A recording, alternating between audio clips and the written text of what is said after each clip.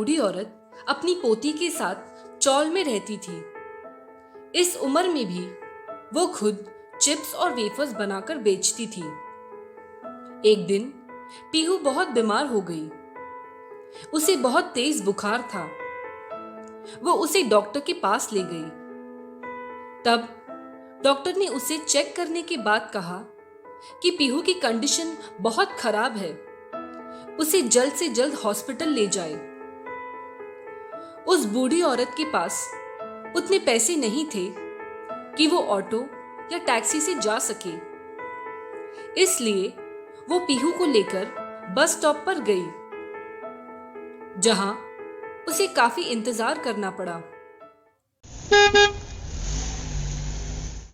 तब एक बहुत ही बड़ी गाड़ी उनके सामने से गई, जिसमें एक कपल बैठे थे। वो दोनों बहुत खुश लग रहे थे। उन्हें देखकर उस बूढ़ी औरत ने सोचा, काश हमारे पास भी ज्यादा पैसे होते तो शायद हमारी जिंदगी और आसान हो जाती।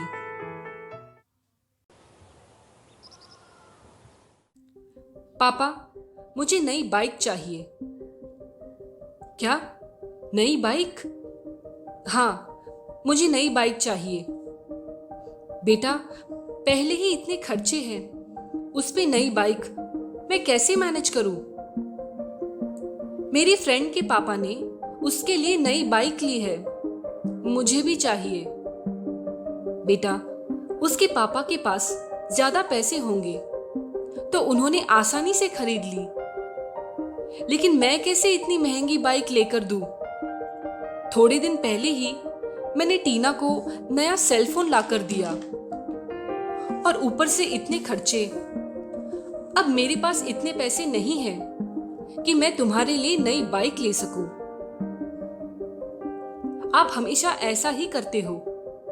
मेरे फ्रेंड के पापा उसे कभी किसी चीज के लिए मना नहीं करते, लेकिन आप हमेशा मना करते हो।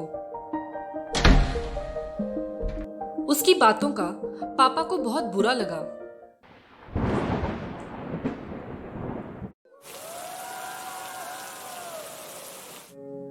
बिल्डिंग के नीचे कुछ बच्चे बारिश में खेल रहे थे, जो पास के ही एक चौल में रहते थे।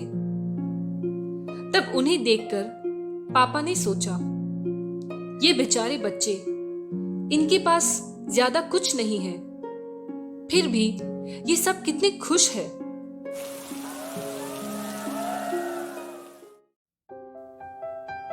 यहाँ अंजलि अपने हस्बैंड राहुल के साथ एक बहुत बड़े घर में रहती थी। राहुल एक बहुत ही रिच बिजनेसमैन था। अंजलि के पास सब कुछ था, बड़ा घर, बड़ी कार, महंगे कपड़े, सब कुछ। लेकिन राहुल के पास अंजलि के लिए कोई टाइम ही नहीं रहता था। एक दिन उन दोनों ने डिनर प्लान किया। अंजलि रेस्टोरेंट में राहुल का वेट कर रही थी, लेकिन राहुल को काफी लेट हो गया था।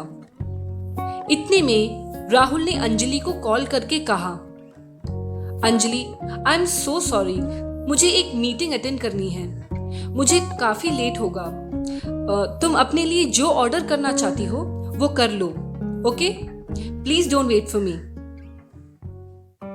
अंजलि को यह सुनकर बहुत बुरा लगा। तब उसने देखा कि रेस्टोरेंट के सामने थोड़ी दूर पर एक स्टॉल लगा था, जहां काफी लोग थे। वहां एक फैमिली भी थी।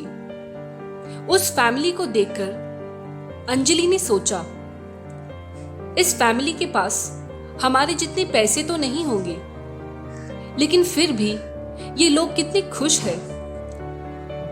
पूरी फैमिली एक साथ बाहर घूमने जाती है, टाइम स्पेंड करती है, और यहाँ एक मैं हूं जिसे अपने खुद के पति से मिलने के लिए भी उससे अपॉइंटमेंट लेनी पड़ती है। हमें अपनी लाइफ में प्रॉब्लम्स और दूसरों की लाइफ अच्छी दिखाई देती है, लेकिन ऐसा नहीं है। या किसी पुअर, मिडिल क्लास या रिच फैमिली से हो, हर किसी को लाइफ में बहुत सारी प्रॉब्लम्स होती है और ठीक उसी तरह से हर किसी के लाइफ में बहुत सारे हैप्पी मोमेंट्स भी होते हैं। लेकिन हम हमेशा अपनी लाइफ को दूसरों के साथ कंपेयर करते रहते हैं। So stop comparing and be thankful for what you have.